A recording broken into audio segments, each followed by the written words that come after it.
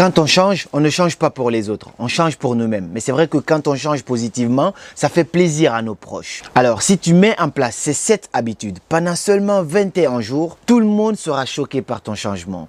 Mais vraiment, parce que ces habitudes ont changé la vie des millions de personnes à travers le monde. Alors, pourquoi pas toi ? Tu vas voir que ces habitudes sont plus ou moins simples à appliquer au quotidien, mais si moi j'ai pu le faire, si d'autres personnes ont pu le faire, alors toi aussi tu peux le faire. Donc dans un premier temps, je vais commencer par te citer une habitude et ensuite je t'explique le pourquoi tu devrais mettre en place cette habitude. Parce que sans le pourquoi, le comment ne marche pas et après à la fin, je t'explique comment tu pourras adapter cette habitude dans ton quotidien pour pouvoir devenir cette meilleure version de toi-même et pouvoir changer positivement. Pourquoi je dis 21 jours? Parce qu'une habitude commence à s'incarner au bout de 21 jours. Moi, je te donne juste un défi. Tu l'essayes au bout de 21 jours et tu verras le résultat que ça va donner. Alors, sans plus tarder, c'est parti.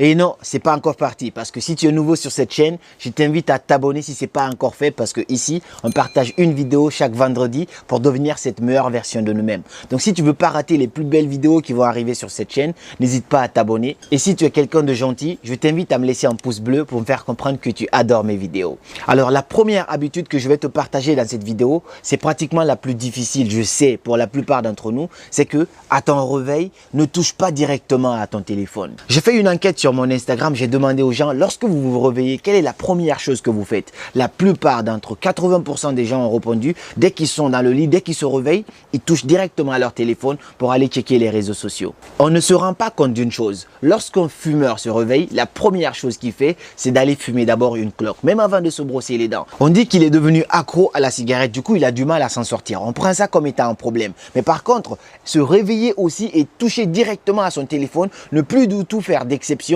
ça aussi c'est être accro à quelque chose de toxique.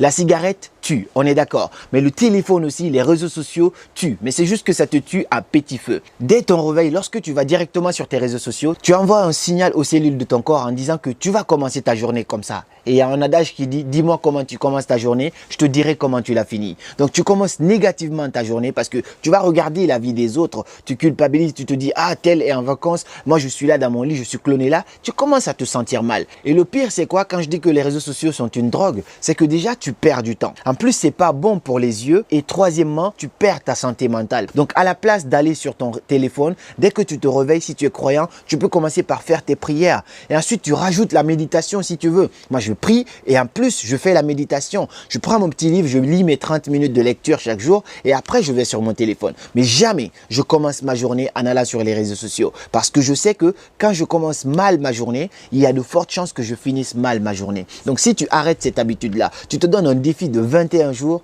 de ne pas aller sur ton téléphone dès ton réveil, tu vas voir quel changement incroyable ça pourrait apporter dans ta vie. Je sais que c'est difficile, mais c'est possible. Si tu te lances le défi, alors tu pourras le faire. La deuxième habitude que tu peux mettre en place qui fera que les gens seront vraiment choqués par ton changement, c'est de faire du sport au moins 30 minutes par jour. Le sport va chercher la peur pour la dominer, la fatigue pour la triompher et la difficulté pour la vaincre. Cela a été même prouvé scientifiquement que le sport augmente votre degré de confiance en soi.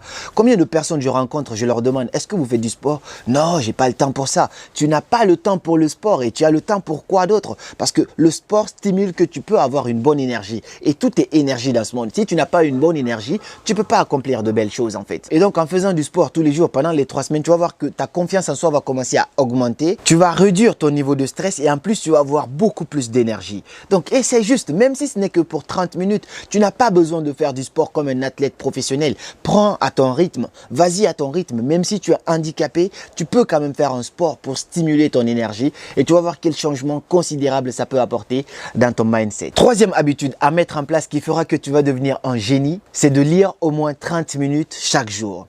Beaucoup de gens négligent le pouvoir de la lecture. Moi, je reçois des questions du genre « Ah, t'es trop jeune, tu n'as que 23 ans, mais comment tu fais pour avoir toute cette inspiration ?» Parce que je sors de ma zone de confort et parce que je me suis donné une passion qui est incroyable, la lecture.